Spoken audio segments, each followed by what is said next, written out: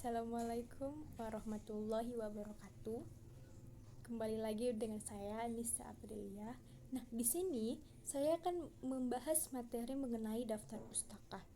Nah, di mana video yang saya buat ini untuk memenuhi tugas ujian ujian akhir semester saya yang diampu oleh dosen saya, Ibu Junaida MPD.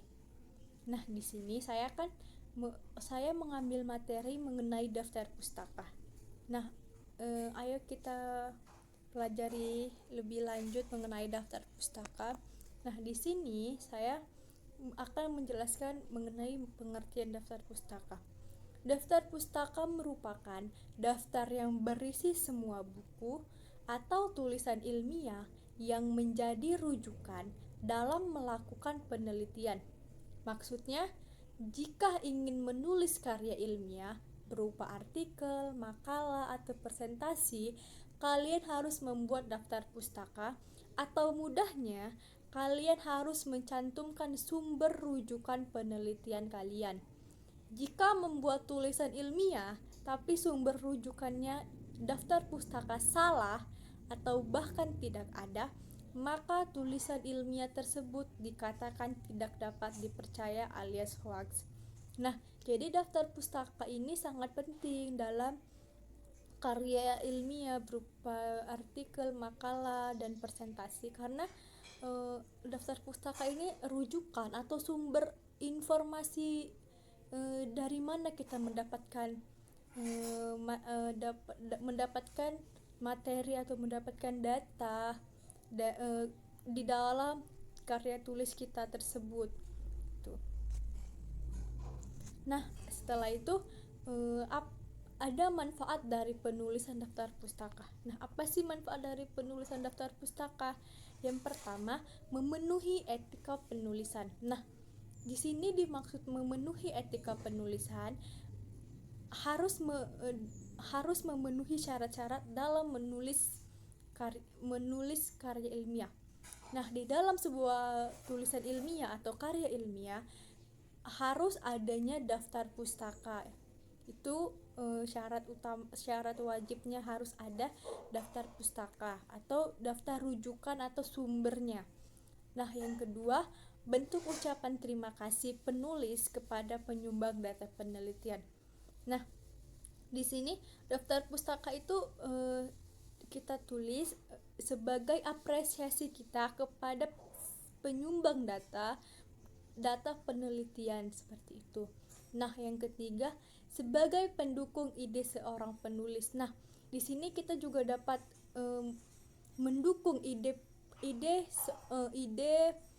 seorang penulis tersebut karena idenya kita cantumkan dan dapat dipublikasikan sehingga membuat seorang penulis itu lebih bersemangat dalam menulis lagi seperti itu.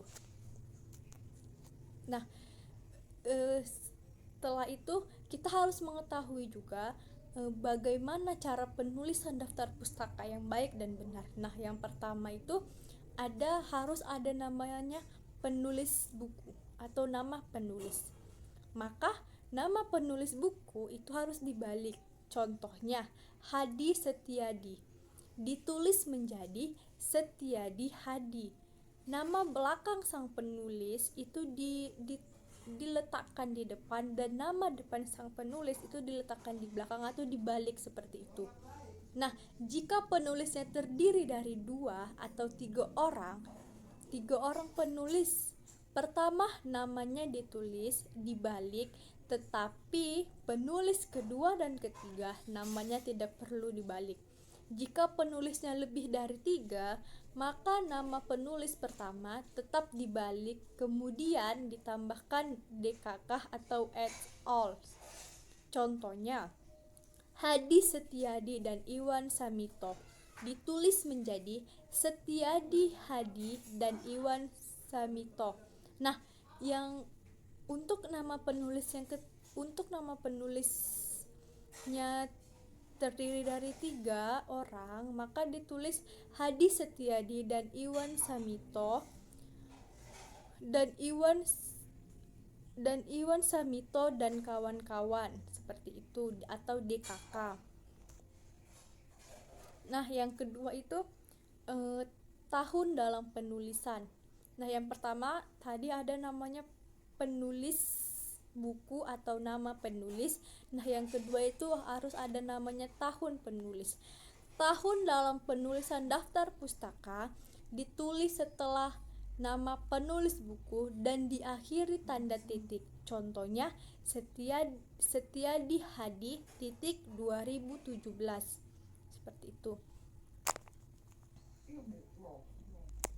Nah, setelah itu ada jenis-jenis daftar pustaka. Saya di sini mengambil 6. Yang pertama dari buku, yang kedua dari internet, yang ketiga dari jurnal, dan yang keempat dari skripsi, yang kelima dari makalah, dan yang keenam dari koran. Nah, setelah itu, setelah nama penulis, tahun penulisan, dan yang ketiga ada namanya judul buku. Nah, judul buku ditulis sesudah tahun terbit dengan cetak miring atau diberi garis bawah. Contohnya, Setiadi Hadi titik 2017 titik cerdas belajar bahasa Indonesia. Cerdas belajar bahasa Indonesia itu ditulis dengan huruf miring. Seperti itu. Nah, setelah itu ada namanya kotak penerbit. Kotak penerbit ditulis setelah judul buku dan diakhiri tanda titik 2. Contohnya, Setiadi Hadi titik 2017 titik belajar bahasa Indonesia titik Jakarta. Oke. Setelah itu ada namanya penerbit. Penerbit di sini merupakan PT atau CV buku tersebut diterbitkan. Ditulis setelah kota penerbit dan diakhiri tanda titik. Contohnya, Setiadi Hadi 2017 cerdas belajar bahasa Indonesia Jakarta PT ECV tulis. Nah, dalam menulis daftar pustaka tersebut terdapat 5. Yang pertama itu nama penulis, yang kedua tahun penulisan, yang ketiga judul, yang keempat kota penerbit, dan yang kelima ada namanya penerbit. Setelah itu, nah ini jenis-jenis daftar pustaka yang saya bilang sebelumnya. Yang pertama itu saya ambil daftar pustaka dari buku.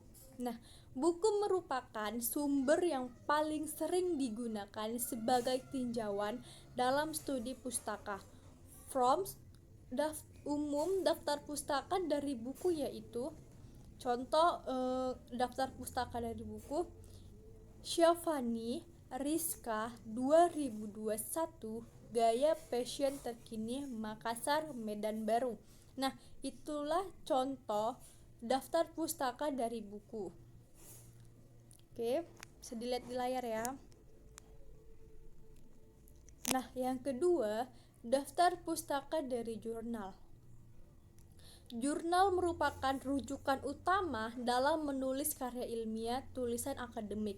Hal ini dikarenakan jurnal merupakan rujukan yang aktual atau karena berkaitan dengan hasil penelitian. Nah, jadi jurnal ini rujukan utama dalam penulisan karya ilmiah karena jurnal ini tuh dia aktual atau terpercaya gitu, yang berkaitan dengan hasil penelitian. Contohnya Syafira 2012, kesalahan yang sering dicatat pada rekonsiliasi bank, jurnal akuntansi 10 sampai dengan 15. Nah, seperti itulah contoh daftar pustaka dari jurnal. Nah, yang ketiga ada namanya daftar pustaka dari makalah. Daftar pustaka berikutnya adalah dari makalah.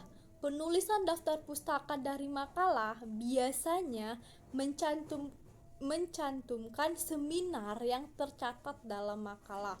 Contohnya Desi Yunita 2012 e-komersi dan e-bisnis makalah. Seperti itu ya contoh daftar pustaka dari makalah. Nah, setelah itu dari internet.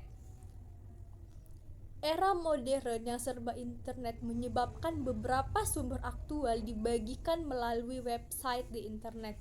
Contohnya, Budi 2016 dampak globalisasi di Indonesia. Nah, di situ dicantumkan linknya atau dicantumkan link internet tersebut gitu.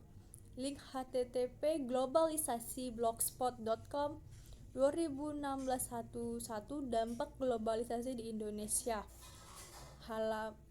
HTML 1 Januari 2015. Nah, seperti itulah contoh daftar pustaka dari internet. Nah, setelah itu daftar pustaka dari skripsi, tesis, atau disertasi merupakan rujukan sumber yang akurat karena merupakan hasil penelitian di suatu perguruan tinggi. Contohnya, Maria Anna 2017 pandangan umum terdapat politik di Indonesia, skripsi Depok Universitas Indonesia. Nah, setelah itu ada daftar pustaka dari koran. Ada kalanya sumber informasi terdapat dalam koran seperti sebuah peristiwa, rubrik khusus, dan topik khusus lainnya. Contohnya Maharani Tika 2011, model busana terkini 2011, Pontianak Tribun 12 Desember 2014. Nah, setelah itu ada daftar pustaka dari majalah. Dapat menjadi salah satu rujukan informasi, boleh termasuk artikel yang dimuat maupun berita lainnya. Contohnya Sasmita 2011, mode pakaian yang cocok untuk kuliah, Yogyakarta, majalah Femina 14 Januari 2011. Nah, dapat kita simpulkan bahwa daftar pustaka itu merupakan daftar rujukan atau sumber rujukan dalam suatu dalam suatu karya tulis gitu. Nah, dalam menulis daftar pustaka itu harus terdiri dari 5. Yang pertama harus adanya nama penulis, yang kedua tahun penulis, yang ketiga judul, yang keempat kota penulis, dan yang kelima penerbit. Nah, saya mengambil 6 jenis makalah. Yang pertama berdasarkan buku, yang kedua berdasarkan jurnal, yang ketiga berdasarkan internet, yang keempat berdasarkan makalah, yang kelima berdasarkan koran, dan yang keenam berdasarkan skripsi. Nah, mungkin itu saja yang dapat saya sampaikan mengenai materi daftar pustaka ini. Semoga video yang saya berikan ini atau penjelasan yang saya berikan ini mengenai materi daftar pustaka dapat bermanfaat untuk kita semua dan dapat menambah wawasan kita semua. Kurang lebihnya saya mohon maaf, mungkin ada salah saya dalam berkata atau bertutur kata di dalam video ini. Saya mohon maaf yang sebesar-besarnya. Wassalamualaikum warahmatullahi wabarakatuh.